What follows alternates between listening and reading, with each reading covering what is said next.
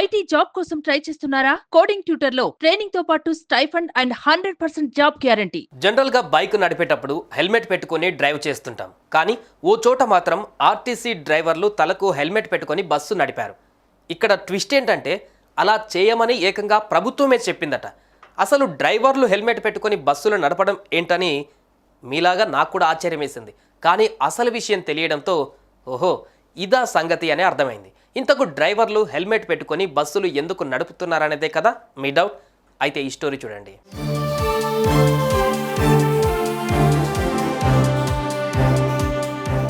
Kolkata RG Kar medical college వైద్యురాలిపై జరిగిన అత్యాచార ఘటన దేశవ్యాప్తంగా సంచలనంగా మారిన విషయం తెలిసిందే.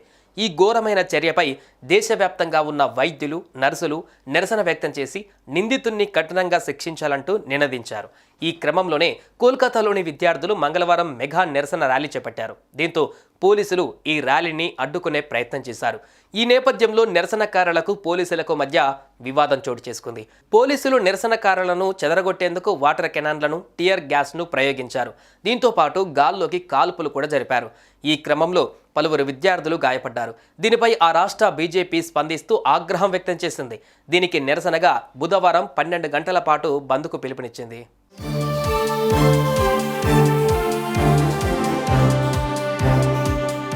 అయితే ఈ బంద్ను ప్రభుత్వం కాస్త సీరియస్గా తీసుకొని ఎలాగైనా విఫలం చేయాలని భావించింది. ఇందులో భాగంగానే అధికారులకు ప్రత్యేక ఆదేశాలు ఇచ్చింది.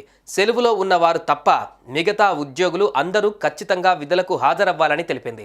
ఇక అల్లర్లు జరిగే అవకాశం ఉన్న నేపథ్యంలోనే ఆర్టీసీ డ్రైవర్లకు హెల్మెట్లు ఇవ్వాలని సూచించింది. ఆర్టీసీ అధికారులే స్వయంగా బస్సు డ్రైవర్లకు హెల్మెట్లు ఇచ్చి పంపారు.